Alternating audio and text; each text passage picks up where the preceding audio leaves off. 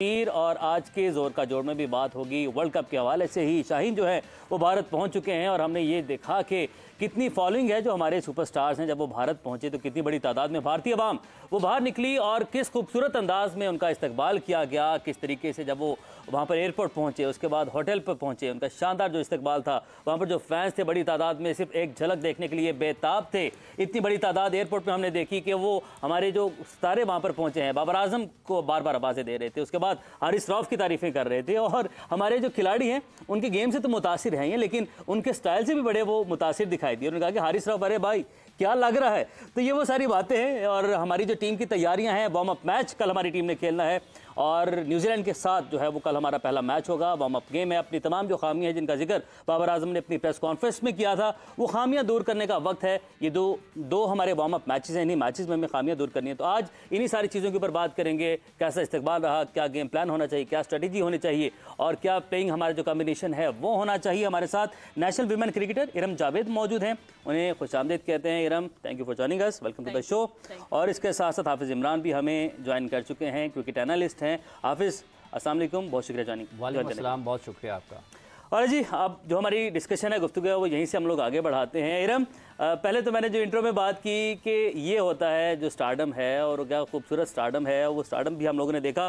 ठीक है, प्रैक्टिस कर लें। इमरान, आप ज़रा ऐड कीजिएगा, आपके पास कोई ऐसी इतलात है कि हमने कुछ इस किस्म की ड्रिल्स की हैं और इस तरह की कोई प्रैक्टिस की है? याद पड़ता है जब इरफान को इंडिया ने फेस करना था तो उन्होंने बेंचेस रख के उसके अकॉर्डिंगली उन्होंने प्रैक्टिस की थी कि 11 फीट ऊपर से जब गेंद आता है तो कितना बाउंस होगा, कैसे उसको आपने काउंटर करना है। तो उन्होंने उसके बाद उसको काउंटर किया भी, हमने मैच में भी देखा। तो हमने कुछ इस तरह की प्रैक्टिस की हैं? देखिए, ये जैसे ऋषि भाई ने बताया ना, ये बड़ी अहम चीज़ है कि आपने जब बड़े क्राउड में खेलना है तो आप उसको किस तरीके से तैयार कर रहे हैं। ये एक पैगाम है मुश्ताक साहब की तरफ से पाकिस्तान की टीम मैनेजमेंट को कि जितने भी दिन बाकी बचे हैं इस हिसाब से आज पाकिस्तान ने फील्डिंग ड्रिल्स तो की, फील्डिंग प्रैक्टिस की है आज, कुछ नेट सेशन भी किए हैं, लेकिन आने वाले दिनों में जो पाकिस्तान के पास वक्त कम है इसको जरूर मद्देनजर। ये तो हमें अपने मुल्क में अपने घर में प्रैक्टिस करनी चाहिए थी ना। अब वहाँ पर हम कर सकते हैं, टाइम होगा हमारे पास। पाकिस्तान के पास यहाँ पर तो कुछ हुआ नहीं ना। एशिया कप से आए, एशिया कप के बाद यहाँ पे आए तो कुछ वक्त नहीं था। पाकिस्तान फिर आगे चला गया खेलने के लिए वर्ल्ड कप। ये भारत अभी कल पहुंचे हैं तो इतना वक्त नहीं था। लेकिन इसके साथ आप देखते हैं ना तो ये सारे खिलाड़ी मुख्तलिफ वक्तों में अभी एशिया कप खेल के आए हैं। उससे पहले जितनी भी क्रिकेट इन्होंने खेली है मुत्तहिदा अरब अमारात में, ये दुनिया में जहाँ कहीं भी आप मेलबर्न में पाकिस्तान भारत का मैच देख लें तो बड़े क्राउड में पाकिस्तान ने खेला है। ये इसके आदी तो हैं, लेकिन इस खास मौके पर यहाँ पर फ़र्क ये होगा कि जब आप भारत में खेल रहे होंगे ना, आपको वो पब्लिक सपोर्ट पाकिस्तान को नहीं मिलेगी। बहुत मुश्किल है कि लोग ये जो लोग सारे हैदराबाद में इस्तकबाल के लिए आए हैं ना, इतने लोग ग्राउंड में पाकिस्तान को सपोर्ट करते हुए नजर आएंगे। ये मुश्किल होगा क्योंकि वो कभी नहीं चाहेंगे कि भारत की टीम खेल रही है और वो पाकिस्तान से हार जाए।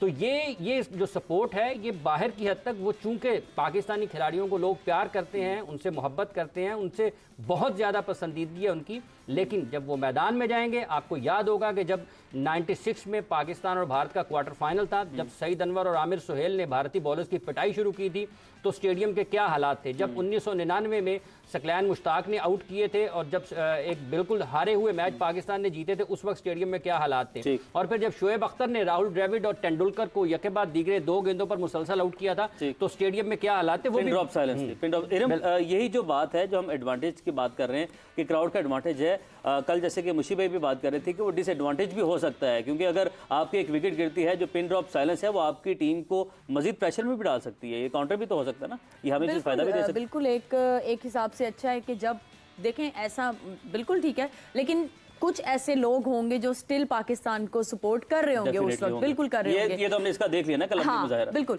लेकिन वही बिल्कुल मुश्ताक भाई वाली बात बिल्कुल सही कि अगर देखें जिस तरह से अब ड्रिल्स कर रहे हैं तो अगर पीछे एक स्पीकर रख लिया जाए और उसमें इस तरह से क्राउड की आवाज़ें आए तो उन्हें एक वो पहले से भी इस चीज़ के लिए रेडी हो सकते हैं। और अगर एक विकेट गिरती है, मुझे लगता है पाकिस्तान इतनी एक्सपीरियंस टीम है और काफ़ी एक कह लें कि काफ़ी मुश्किलात उन्होंने देखी हैं और तभी वो नंबर 1 बने भी थे।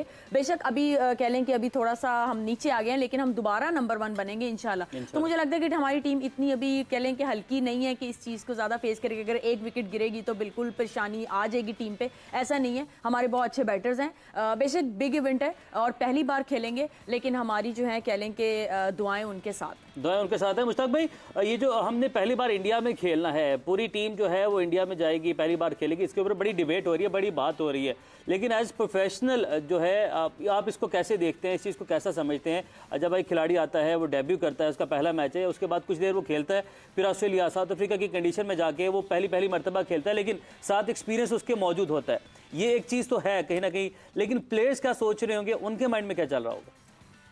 देखिए, जो हमने बात कर रहे हैं ना, ये जो छोटा सा स्पीकर लगा के आवाजें लगा के आपने फील्डिंग करनी है बाउंड्री के ऊपर, आप एक विकेट हमारी गिरती है तो शोर के अंदर आपने बैटिंग करने जा रहे हैं, प्रैक्टिस कर रहे हैं, ये मैच नहीं हो रहा अभी। ये जो मैं आपको ड्रिल बता रहा हूँ ये बड़ी सिंपल सी है, मगर इसके इफेक्ट्स इतने ज्यादा हैं कि कोई भी हमारा लड़का इंडिया में जाके मैचेस नहीं खेला हुआ।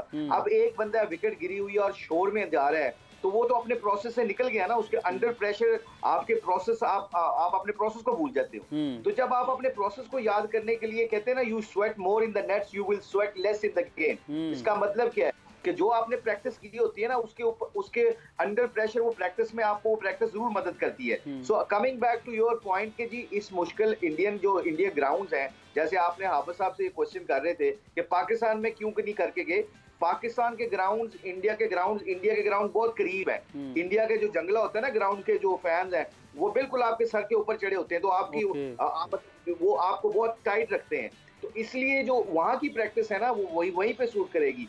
तो आई थिंक जो आपका कहने का मतलब है, प्रेशर में हमारे लड़के जरूर आएंगे, क्राउड का प्रेशर जरूर आता है। 96 में 99 में मैंने 3-4 टूर किए हैं, नेहरू कप का टूर किया हुआ है, तो हमें ये मुझे पता था कि जब मैं बॉलिंग करने आता था, अगर एक चौका पड़ता था तो मुझे लगता था यार ये जितना शोर मच रहा है मुझे दूसरा चौका ना पड़ जाए। तो आई थिंक उसको ओवरकम करने के लिए ये प्रैक्टिस जो मैं आपको बता रहा हूँ ये बहुत इंपॉर्टेंट है, और ये इस पे बहुत ज्यादा कम्युनिकेशन करनी पड़ेगी कि remember your process, under pressure आपने क्राउड को नहीं देखना, आपने प्रोसेस के ऊपर देखना, ज्यादा तवज्जो देनी और आउटकम का ज्यादा नहीं सोचना। जब आप अपने प्रोसेस के ऊपर फोकस करेंगे तो I think I am sure the professional cricketers, they are very good cricketers, I think they will understand के प्रोसेस के अंदर जैसे ही बंदा अपने आप को डालता है तो उसको आउटकम खुद ब खुद नजर आना चाहिए। मुस्तफा, ब्रेक पे जाने से पहले बस ये एक ऐड कर दीजिएगा, इसी बात जो आपकी बात है इसके अंदर मैं ऐड करना चाहता हूँ।